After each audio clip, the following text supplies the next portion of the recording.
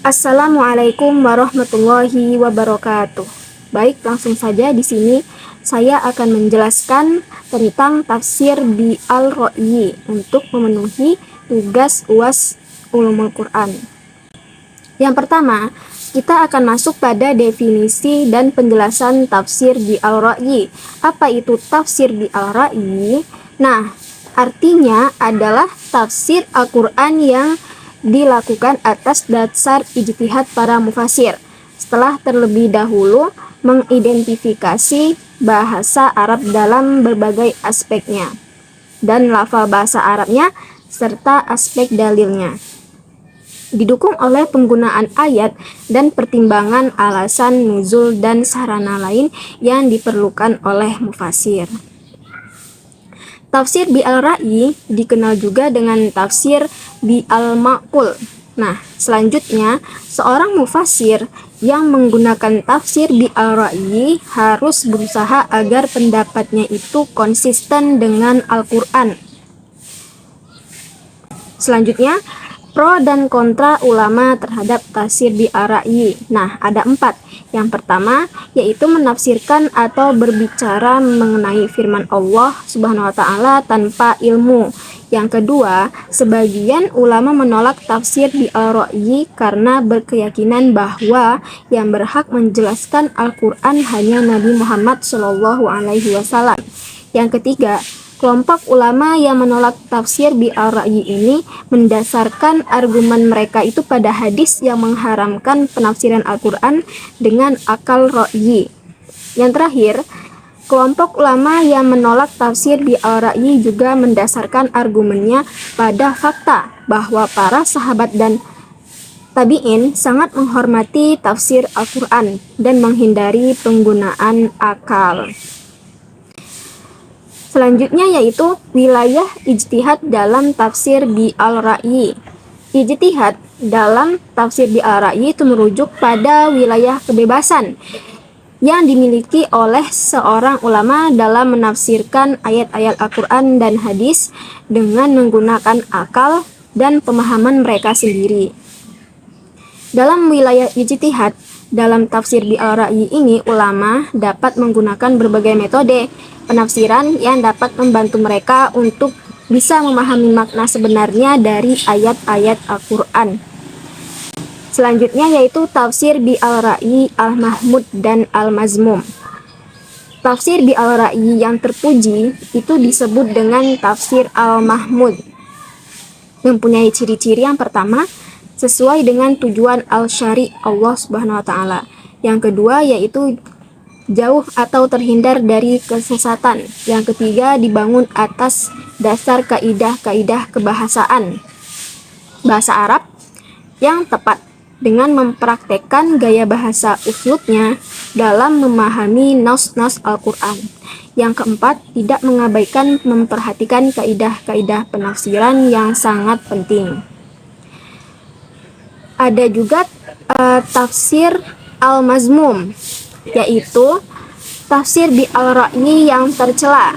Memiliki ciri-ciri yang pertama, mufasirnya tidak mempunyai keilmuan yang memadai. Yang kedua, tidak didasarkan pada kaidah-kaidah keilmuan. Yang ketiga, menafsirkan Al-Quran dengan semata-mata mengandalkan kecenderungan hawa nafsu. Yang keempat, mengabaikan aturan-aturan bahasa Arab dan aturan syariah. Nah, selanjutnya kita masuk pada langkah-langkah manhaj mufasir bi al-Ra'yi. Yang pertama, memulai alur pembicaraan sesuai dengan susunan kalimat dari sisi i'rab dan balaghah. Yang kedua, mendahulukan makna hakiki dari makna majazinya. Yang ketiga, memperhatikan sebab-sebab diturunkannya suatu ayat, asbabun nuzul. Yang keempat, dapat memperhatikan kolerasi antara ayat pertama dan setelahnya. Yang kelima, memperhatikan tujuan dasar dari runtutan suatu ayat. Yang keenam, tidak bertentangan dengan ilmu pengetahuan, sejarah manusia secara umum, ataupun khusus di komunitas bangsa Arab. Yang ketujuh, dalam menjelaskan makna dan istinbat hukum tetap berjalan di atas prinsip-prinsip kaidah bahasa, syariat, dan ilmu pengetahuan. Yang terakhir, mengikuti aturan-aturan tarjih tatkala menemukan beberapa keberagaman makna. Selanjutnya, kita masuk kepada contoh kitab-kitab tafsir bi al-Ra'i. Nah, yang pertama ada kitab Mafatihul Ghaib karya Muhammad bin Umar bin Husain ibnu Al-Hasan bin Ali At-Tamimi Al-Tabaristani Al-Razi. Yang kedua ada kitab Al-Jami' li Ahkami Quran karya Muhammad bin Ahmad bin Abi Bakar bin Fath Al-Ansori Al-Khazraji Al-Andalusi.